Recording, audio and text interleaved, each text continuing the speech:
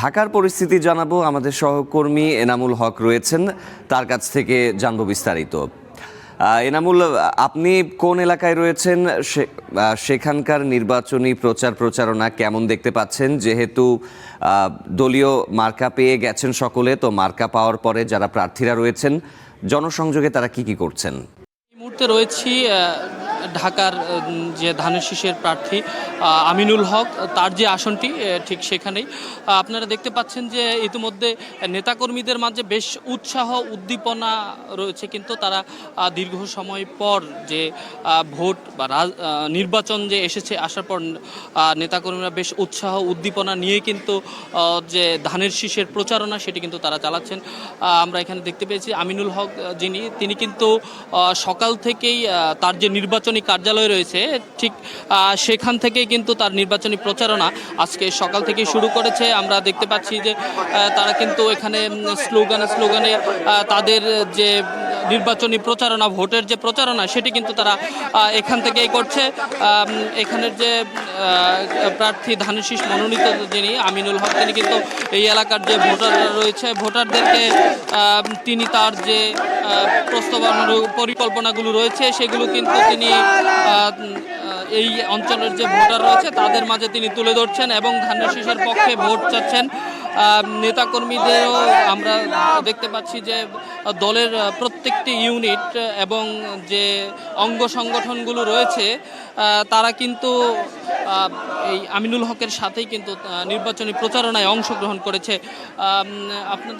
আপনাকে আরেকটি বিষয় জানিয়ে রাখতে চাই যে তিনি এই এলাকার যে সমস্যাগুলো রয়েছে, পানির সমস্যা এবং রাস্তাঘাট পানি নিষ্কাশনের যে সমস্যাগুলো রয়েছে সেগুলো তিনি খুব দ্রুতই সমাধান করবে বলেই কিন্তু এখানের যে ভোটাররা রয়েছে তাদেরকে তিনি আশ্বাস দিচ্ছেন এবং এই এলাকার যে নন এমপিওভুক্ত স্কুলগুলো রয়েছে সেগুলোকে দ্রুত এমপিওভুক্তকরণ এবং এর সাথে এই এলাকার যে প্রধান সমস্যাগুলো, যেহেতু কিছুটা শিল্পাঞ্চল এই এলাকায় শিল্প কারখানাগুলো রয়েছে, সেই শিল্প কারখানাগুলোতে যে ধরনের সমস্যাগুলো হয় সেগুলো সমাধান করার আশ্বাস কিন্তু তিনি এই এলাকার যে শিল্প কারখানাগুলো রয়েছে সেখানে যাচ্ছেন এবং গিয়ে সেই শিল্প কারখানাগুলোতে তিনি সমাধানের আশ্বাস দিচ্ছেন।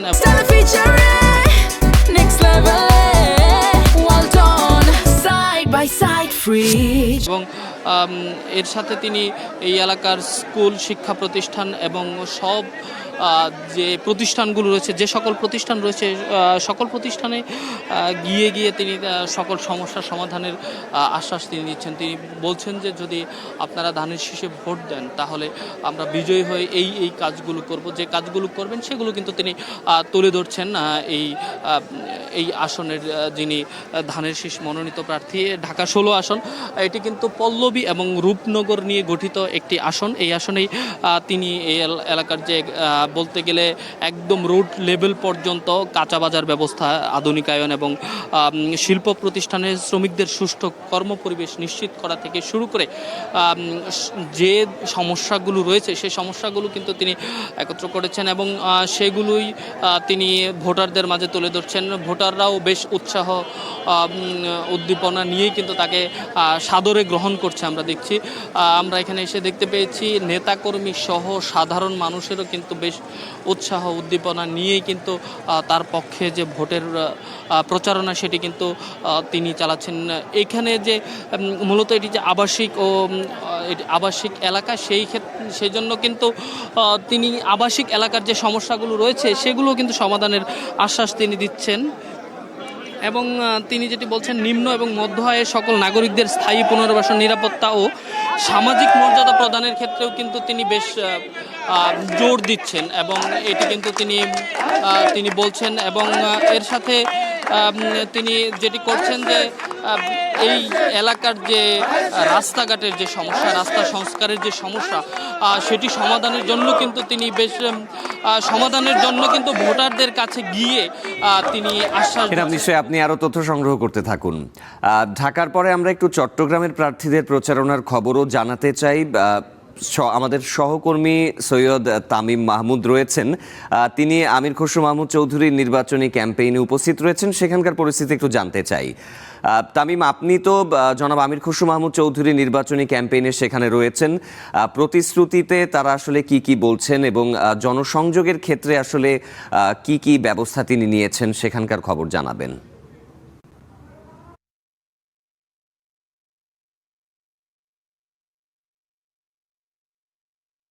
চট্টগ্রামে যে আজকে যে নির্বাচনী প্রচার শুরু হয়েছে তা কিন্তু চট্টগ্রাম কদমতলীতে কিন্তু সকাল 12টা থেকে আমির খসরু মাহমুদ চৌধুরী তিনি কিন্তু তার প্রচারণা শুরু করেছেন এবং প্রচারণা তিনি কদমতলী মোড় থেকে শুরু করে এখন আমরা এই মুহূর্তে আছি শুভপুর বাস স্ট্যান্ড এলাকায়, এরপরে তিনি মাতারবাড়ি এলাকায় যাবে। আমরা তার সাথে কথা বলেছিলাম, তিনিও বলছেন যে নির্বাচনে যে আমেজ, যে প্রচারণা যে আমেজ, সেই আমেজে কিন্তু তিনি সবার উৎসাহ যে উদ্দীপনা আছে তাতে কিন্তু উনি খুব উৎফুল্ল এবং মানুষ যে নির্বাচনমুখী হচ্ছে তাতে তিনি খুব আশা। আমরা একটু খুশি কথা বলতে, এই যে নির্বাচনী প্রচারণা শুরু হয়েছে আজকে থেকে, কেমন লাগছে আসলে, মানে কেমন দেখছেন? ভালো জনগণ তাদের বহুদিন পরে মালিকানা ফিরে পেয়েছে,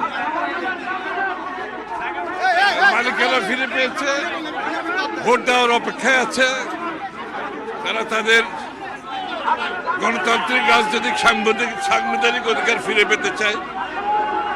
রাস্তায় স্বতঃস্ফূর্ত হাজারো জনতা, ধানের শিশুর উপর আস্থা, তারেক রহমানের উপর আস্থা, বেগম খালেদা জিয়ার উপর আস্থা, শহীদ জিয়ার উপর আস্থা। আবারও বাংলাদেশের মানুষ তাদের প্রিয় দল, যে দলের উপর তারা আস্থা রাখতে পারে, সেই দলকে ভোট দেওয়ার অপেক্ষায় আছে ইনশাআল্লাহ। আইন শৃঙ্খলা পরিস্থিতি কি অবস্থা দেখছেন? আইন শৃঙ্খলা পরিস্থিতি আমরা সবাই মিলে চেষ্টা করতে হবে ভালো রাখার জন্য। অবৈধ অস্ত্র উদ্ধারের ব্যাপারে কোনো ধরনের কথা বলবে কিনা? অবৈধ অস্ত্র উদ্ধার না হলে তখন নির্বাচনে কোনো প্রভাব পড়বে কিনা? এরকম মনে করছে অবৈধ অস্ত্র উদ্ধার না হলে নির্বাচনে প্রভাব পড়বে বলে মনে হচ্ছে কিনা? কোন অস্ত্র কেউ নির্বাচন থামাতে পারবে না। নির্বাচন জনগণ যখন তৈরি হয়েছে তার মালিকানা ফিরে পাওয়ার জন্য নির্বাচনের রাস্তায় কেউ দাঁড়াতে পারবে না। আপনারা শুনছিলেন যেটি আমির খসরু বলছিলেন যে যে নির্বাচনমুখী হয়েছে এখন জনগণ, সেই নির্বাচন কোনোভাবেই যাতে না থামে, সেই কোনোভাবেই থামানো যাবে না এবং মানুষ এখন নির্বাচনমুখী হয়েছে এবং নির্বাচনের যে আমেজ, সেই আমেজও বইতে শুরু করেছে। আমরা যে প্রচারণার যেই অংশ হিসেবে প্রার্থী যে প্রচারণা শুরু করেছেন, সেই প্রচারণার থেকে কিন্তু মানুষ সেভাবেই ইয়ে করছে এবং প্রচারণার মধ্যে দিয়ে কিন্তু মানুষের কাছে পৌঁছানোর যে প্রার্থীদের যে চেষ্টা, সেই প্রচেষ্টাও কিন্তু চালিয়ে যাচ্ছে এবং প্রচারণার মধ্য দিয়ে মানুষের কাছে একটি গ্রহণযোগ্য এবং সুষ্ঠু নির্বাচন এবং সুন্দর একটি নির্বাচন উপহার দেওয়ার যে প্রতিশ্রুতি, সেগুলোও কিন্তু ব্যক্ত করছেন প্রার্থীরা। এই মুহূর্তে কদমতলী বাস স্ট্যান্ড যে এলাকা আছে এবং শুভ বাস স্ট্যান্ড এলাকা আছে, সেখানে যারা সাধারণ মানুষ আছে, আমরা সাধারণ মানুষের সাথে কথা বলেছিলাম, তারাও বলছেন যে উৎসাহ উদ্দীপনার মধ্য দিয়ে তারা আসলে ভোট দিতে চান এবং ভোটের মাধ্যমে তাদের যে রায়, তাদের যে প্রার্থী নির্বাচন, সেই সঠিক এবং সুন্দর ভোটের মাধ্যমে তারা প্রার্থী নির্বাচন করতে চায় এবং প্রার্থী নির্বাচনের মধ্য দিয়ে তারা বাংলাদেশে যেই ভোটের যে আমেজ এবং সুন্দর যে প্রক্রিয়া, সেই প্রক্রিয়ার অংশ রাখতে চায় এবং সেই আমির খসরুর এই নিশ্চয়ই তামিম, প্রচারণার আরো খবর আপনি সংগ্রহ করতে থাকুন। পরবর্তীতে আপনার সাথে আমরা আবারও যুক্ত হব।